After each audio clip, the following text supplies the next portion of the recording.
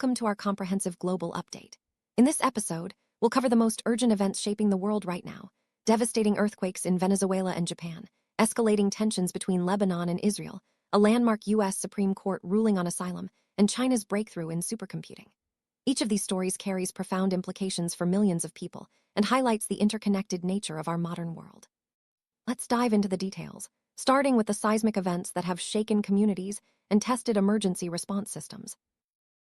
In the evening of June 24, 2026, north-central Venezuela was rocked by two powerful earthquakes in rapid succession.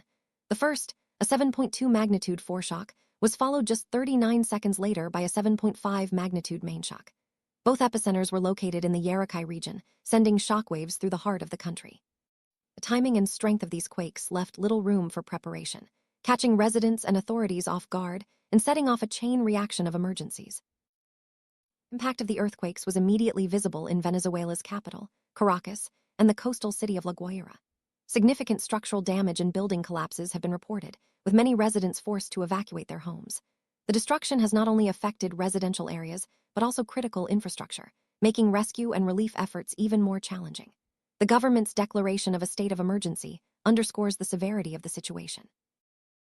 In the aftermath of the quakes, public services in affected regions have become unreliable. Telecommunications and electricity are intermittent, hampering communication and coordination for both residents and emergency responders. These disruptions add another layer of difficulty to an already dire situation, as people struggle to reach loved ones and authorities work to restore basic services. Despite their own headquarters sustaining damage, the Venezuelan Red Cross is actively working on the ground. Their teams are providing critical aid and support, even as aftershocks continue to pose risks to both survivors and rescuers. The situation remains fluid, with ongoing tremors complicating rescue operations and heightening anxiety among the population. Let's clarify a key term: the epicenter. In earthquake science, the epicenter is the point on the Earth's surface located directly above where the earthquake originates underground. Knowing the epicenter helps authorities assess which areas are most at risk and prioritize rescue efforts. In Venezuela's case, the Iwate region was the epicenter for both major shocks. Turning to Japan, another powerful earthquake struck off the coast of Iwate Prefecture on Thursday morning. This 7.2 magnitude quake had its epicenter 44 kilometers below the seafloor, according to the Japan Meteorological Agency.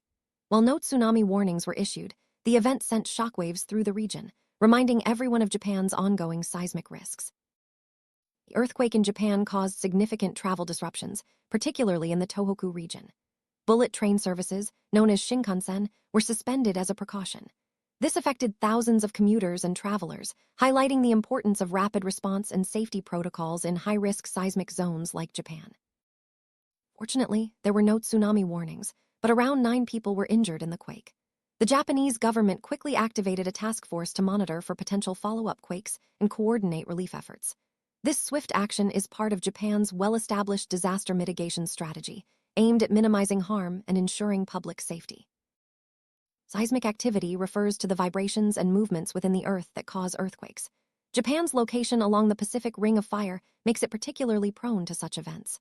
Understanding seismic risk is crucial for preparedness, and Japan's ongoing monitoring helps reduce the impact of future quakes. Shifting focus to the Middle East, negotiations in Washington aimed at reaching a framework for a partial Israeli withdrawal from southern Lebanon have stretched into a 4th day. Both sides are struggling to find consensus, with deep-rooted mistrust and ongoing security concerns complicating the talks. Tensions escalated further after a drone strike in southern Lebanon killed 3 people. Hezbollah condemned the attack as a flagrant ceasefire violation, intensifying the already fragile situation. The Israeli military, however, maintains that its operations target Hezbollah operatives and infrastructure, citing ongoing threats in their buffer zone. The Israeli military's actions are focused within a 6-mile-deep buffer zone along the border. This area is intended to prevent attacks, but remains a flashpoint for violence. Both sides accuse each other of violating agreements, making it difficult to achieve lasting peace or even a temporary ceasefire. A major obstacle in the negotiations is reaching consensus, a general agreement among all parties involved. With so much at stake and deep divisions, finding common ground is proving elusive. The outcome of these talks will have significant implications for regional stability. In the United States, the Supreme Court has issued a landmark ruling on asylum. In a 6-3 decision, the court determined that the government can turn away asylum seekers at the border if they have not physically set foot on U.S. soil. This decision has sparked intense debate about the future of asylum protections. Justice Sonia Sotomayor, dissenting from the majority, argued that the ruling effectively closes off legal pathways for the most vulnerable migrants. The court's conservative majority, however, maintained that federal law only applies once an individual has arrived in the country. This interpretation could have far-reaching consequences for those seeking refuge.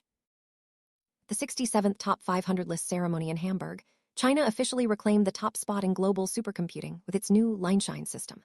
Operating at the National Supercomputing Center in Shenzhen, Lineshine achieved an impressive performance of 2.198 exaflops, surpassing the US-based El Capitan. This marks a significant milestone in the ongoing global competition for technological leadership. Exaflop is a measure of computing performance, representing the ability to perform 1 quintillion floating point operations per second. Achieving this level of speed is crucial for advanced research, artificial intelligence, and complex simulations. China's breakthrough with Lineshine signals its determination to lead in the race for AI and supercomputing dominance. This achievement is particularly notable given ongoing Western sanctions on high-end chip exports to China. Despite these challenges, China's technological sector has continued to innovate, demonstrating resilience and strategic focus. The rivalry between the US and China in this arena is likely to intensify as both nations vie for leadership in artificial intelligence and computing. China's Lineshine system has officially dethroned the US-based El Capitan as the world's fastest supercomputer. In this context, to dethrone means to remove from a position of authority or power. This shift underscores the dynamic nature of technological progress and the importance of ongoing investment in research and development.